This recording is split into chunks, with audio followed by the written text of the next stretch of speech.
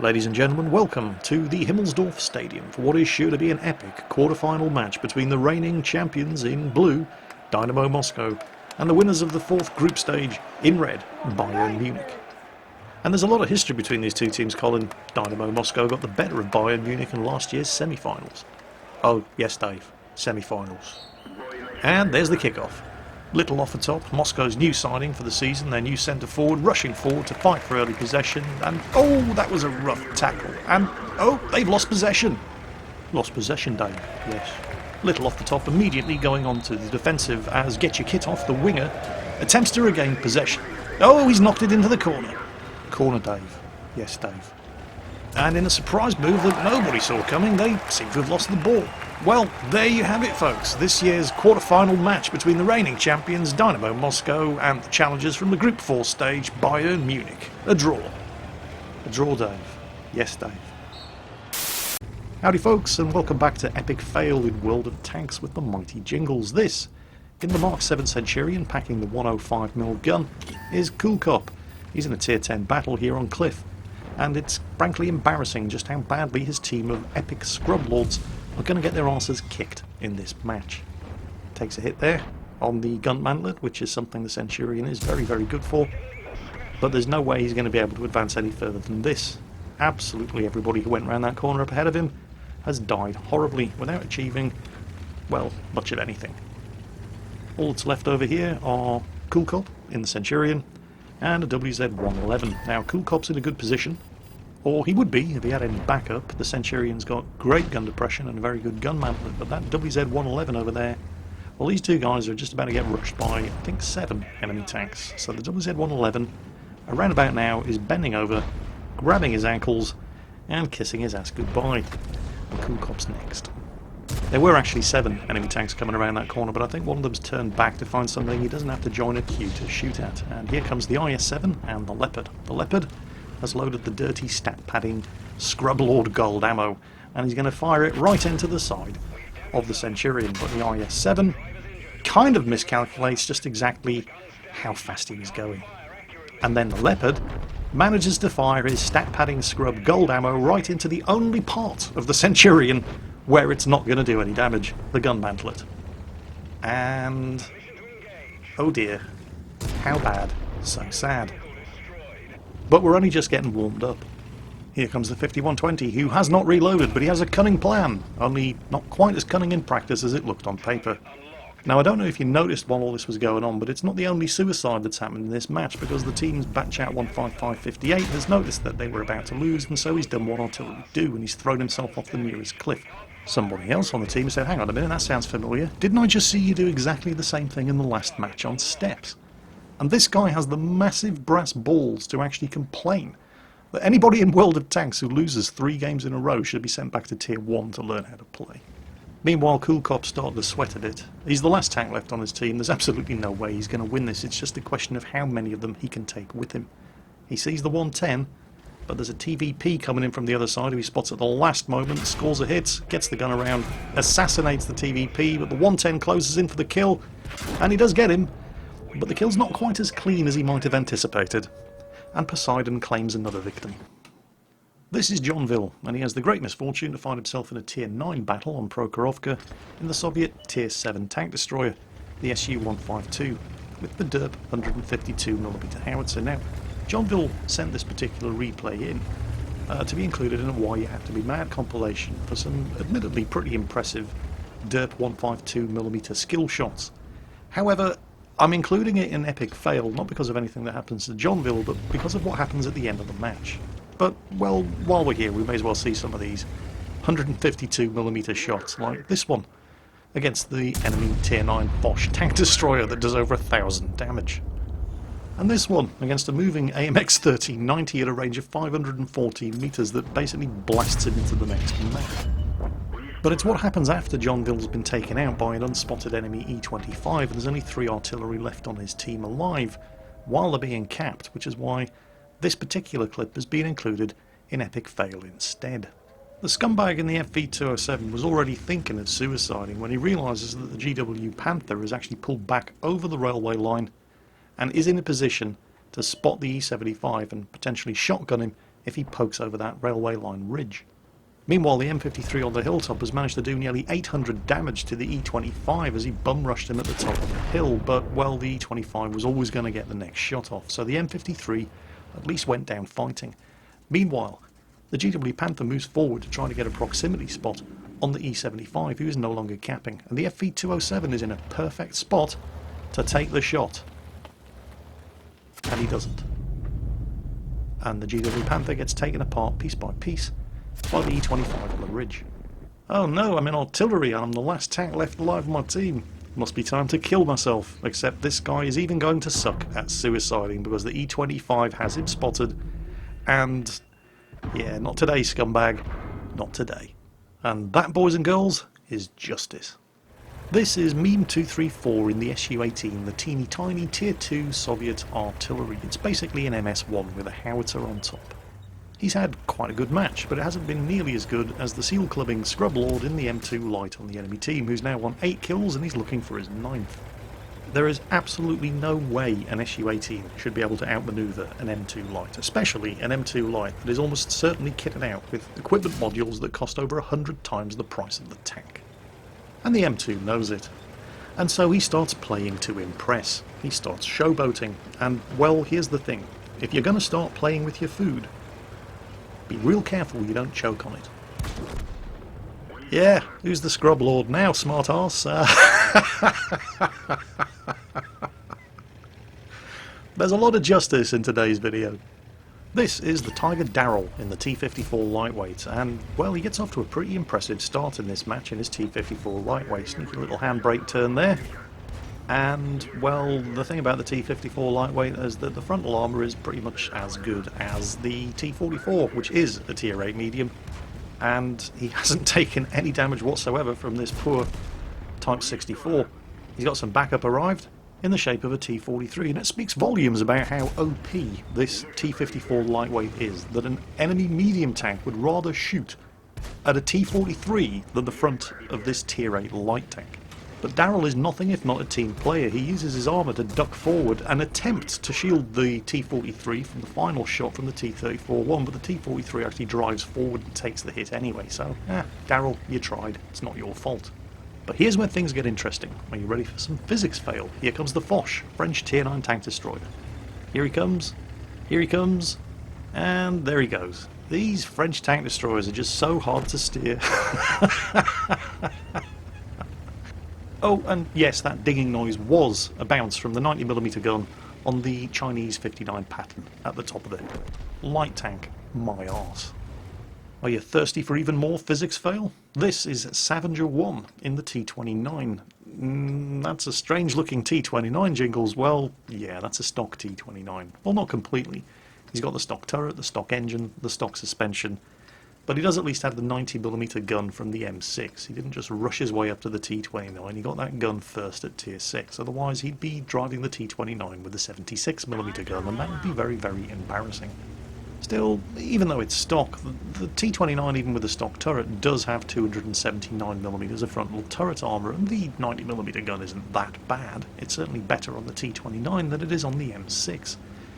And this is just a Tier 8 game. It could have been significantly worse. He could have found himself in a Tier 9 match. So, bearing these facts in mind, he decides, screw it, I'll attempt to perform the heavy tank role.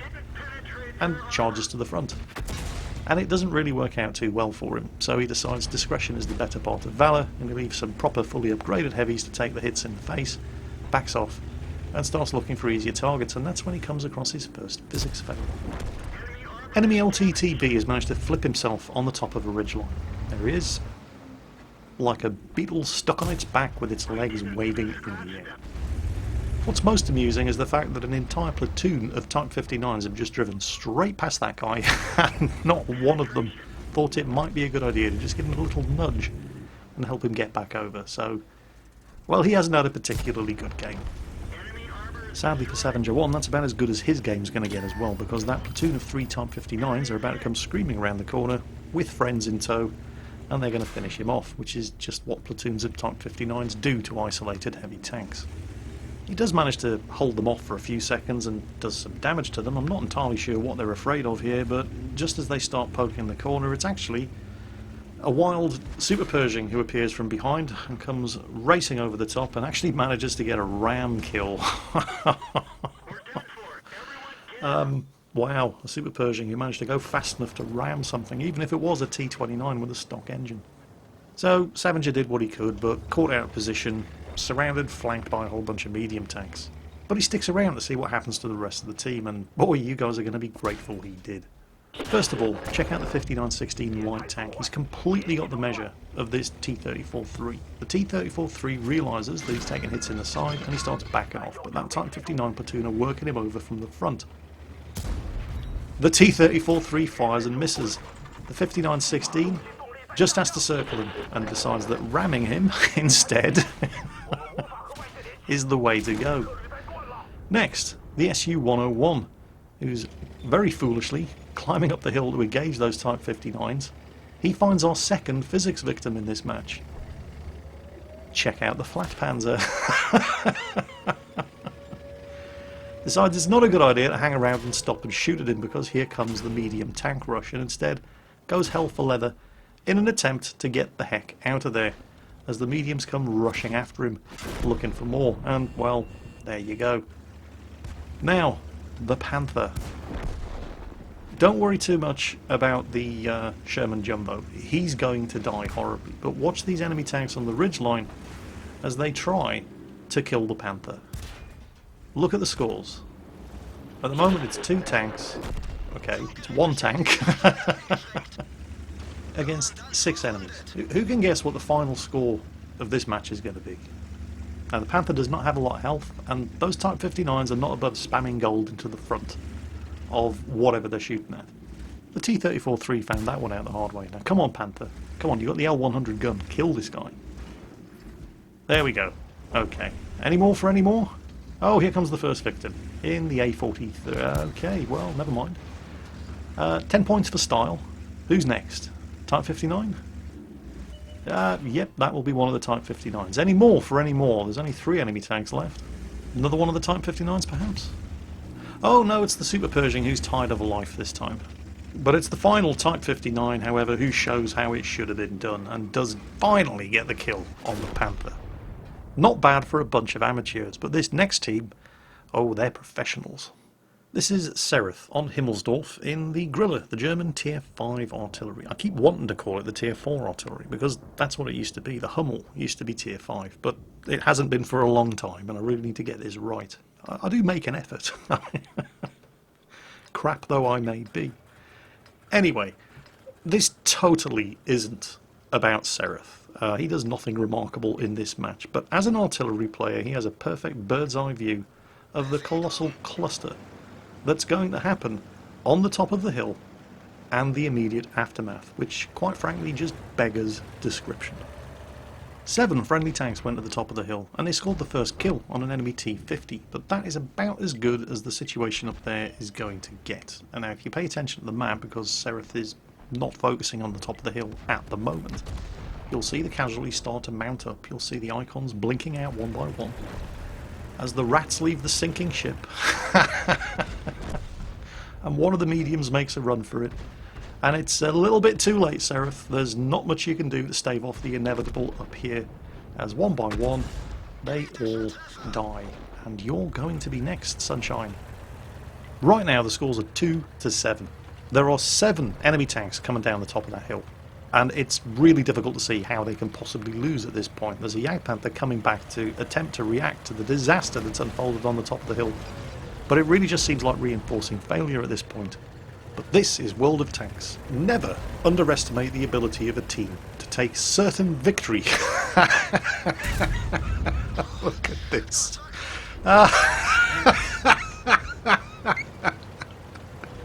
Certain victory and turn it into the most humiliating of defeats. What the hell was that? And as quick as that, they're losing 10-8. I mean, oh, whoa, no, they're fighting back. 10-9, they've managed to claim another kill. 11-9, they've lost another one. Ah, screw it, let's just skip to the end. 2 left, 1 left, and now they're all dead. And then the Comet gets butthurt over the KV-3 taking his kill, so he starts shooting him up. Or, well, at least trying to, and he even screws that up one shot out of two because there is just no limit to the amount of fail that you can have in a game of World of Tanks. This is Kilminster in the British Tier 7 tank destroyer, the Challenger, and he is having an absolutely miserable match here on Mountain Pass, holding one end of a bridge completely alone against two enemy tanks who just point blank refuse to leave cover, and on those rare occasions when they do, his gun just will not put the shots where he's aiming them. They stay behind these rocks until Kilminster is just about the only tank left alive on his team, and has been surrounded before they've finally grown enough balls to leave cover and come out and actually fight him. There's a T-20 about to pop up behind Kilminster and give him a dose of surprise butt sex, and that's why these guys have finally found their man pants. But they even managed to screw this up. Look, there's the T-20. Look at that. And the T-40. Yeah, there he goes. Spent the entire game hiding behind a rock at the far end of a bridge, and then when their moment of glory finally arrived, they managed to screw up driving over a bridge. Here's a quick one for you, although we'll be seeing more of this particular player in the T-49 in a future episode of Why You Have to Be Mad, but have a look at chat. The enemy team are losing hard, and the enemy artillery, the T-92, is actually complaining in chat, as if he's going to get any sympathy, that there's nowhere on this map for him to go and drown himself. Oh, bless. Our final replay in today's epic fail video features two members of a three-man Tier 7 tank platoon in a Tier 9 match on Lakeville. And the guys that we're focusing on are Zerth2142 in the Churchill Black Prince and Eagle Blitz in the T25 AT. Although, in the interest of completion, we'll show you what happens to the third platoon mate in the IS-2, because there's a fair amount of fail over there as well. He's doing his best in his Tier 7 Heavy, trying to fight off all the enemy Tier 8s and 9s, while all of the Tier 8s and 9s on his team cower behind him, but, well, matters aren't helped when he starts getting shot in the back by some of those Tier 8s and 9s, like the Centurion back there, who, yeah, hooray, you've just damaged his ammo rack and you've now given him a 20-second reload. Well, thanks for that. So the IS-2 is completely screwed now, but he at least goes down swinging. Unfortunately, that's more than can be said for everybody else on the team that went into the town. They all pretty much just die horribly. So, back to Eagle Blitz, who's decided to relocate after seeing the disaster unfold in the town, and has gone to back up his buddy in the Churchill Black Prince as they attempt to push on the enemy cap, and at least give the enemy team something to worry about. Eagle Blitz in the T25 AT takes position at the front in the cap circle. This is unusual because he's got the weakest armour of the IS-3, the Churchill Black Prince and the T25 AT, but based on how he plays it here, I think he's offering himself up as a sacrificial lamb so the other two guys can actually get the capture points, and in fact he does manage to bounce a shot from the T10 over there, the Tier 9 heavy tank, but I think he realises his number's up at this point, and he turns the T25 AT sideways on to shield Zerth in the Black Prince and attempt to get that cap going. And it almost works, but there's a ballsy move here from the TVP, who pops out and basically throws his tank away in order to ram Zerth's Black Prince and reset that cap 5 points away from winning. And that TVP driver is probably going to be looking back at the results of this match and thinking, why, oh why did I bother? Now the T10's killed the IS-3. There's also an Object 704 left on Zerth's team here in the Black Prince, but he's all the way down the other end of the map defending the base against the Mark 7 Centurion, and here comes the T10. Now he needs to be careful. Zerth might only have a 17-pounder gun, but he's got the APCR loaded, and the T10 shoots him in the one place where he couldn't possibly penetrate the front of a Black Prince, right in the gun mantlet, and Zerth snipes his commander's hatch, and he kills his second Tier 9 heavy tank of the day. So Zerth is still capping. Now there's no sign of the T-49 yet, and we know where the Centurion is. He's down there trying to root out that Object 704, which is going to be a dangerous job for a Centurion to do. So, oh, there's the T-49. Now luckily, all of these dead tanks in the cap circle are providing several meters of additional frontal armour for Zerth's Black Prince. But the T-49 is going to be firing high explosive. He just needs to hit him to reset and get some damage done. And the enemy Centurion is now Whoa, no, he's not capping. He's just moving around the cap circle down there for positioning. And oh, don't get hit, don't get hit, don't get hit. The T-49, if he's going to take the shot, he's got to take it soon. Ah, there's the cap reset again. And the T-49 has now got to try to get out of there alive. After the hero cap reset, Zerth fires and misses with one shot. It's going to take a couple of shots to knock out a T-49. You really need to kill him before he can reload that gun. There's a hit. Zerth is now the last tank left alive on his team. He's killed the T-49.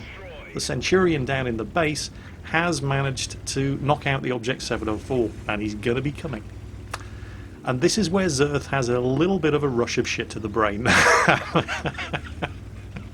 You can understand the pressure that he's going to be under. He's only in a tier 7 heavy, and that's a tier 9 medium with a 105mm gun that fires APCR ammunition as standard. I don't know exactly why Zerth left the cap circle here. Perhaps he thought that the Centurion was going to be coming... I mean, if he thought the Centurion was going to be coming from the valley, then surely the best place to be would be to stay inside the cap circle, but on the other side of all of those dead tanks and use them as cover. Or perhaps he thought that he should get out of the cap circle so the Centurion didn't know exactly where he was and set up an ambush in case the Centurion tried to come up the valley. But the Black Prince is just too slow, and the Centurion could be ready to pop a shot into you while you're still positioning. So instead he retreats back into the cap circle and he waits for the Centurion, convinced that he's going to come up the valley. But the Centurion doesn't come up the valley. Get ready for some of the worst shooting you were ever going to see. Back of the turret. Hits it as he's turning the turret. Angled surface. Bounces. Zerth's now reverse side scraping against the Centurion. Fires a shot. Misses. Centurion does not have a lot of time to get in here and reset the cap, and he doesn't have an awful lot of health either. But it's still going to take Zerth 2 shots to kill this guy. And the Centurion only needs to hit him once to reset the cap, and once more should kill him. Centurion, the only place that you will not penetrate is the gun mantlet. So he shoots the gun mantlet. The Centurion's got 4 kills, he can't be that bad, but I think the pressure may be getting to him as well. Okay, so you hit the gun mantlet. Don't do it again. You're going to get 1 more shot, maybe 2, in order to reset this cap and save the game. And Zerth sees that one coming, flicks the turret to the side, takes it on the turret cheek, and it bounces. Now, Zerth is going to cap to 100, but the Centurion still gets 5 seconds after the cap. Not the gun mantlet! Oh! He did it again! Oh well. Who'd have thought? 10 out of 10 tier 9 tanks will shoot a tier 7 heavy tank in the gun mantlet when the result of a game rests on it. And that's it for today's episode of Epic Fail. I hope you guys have been amused by it and enjoyed it, and as always, take care, and I'll catch you next time.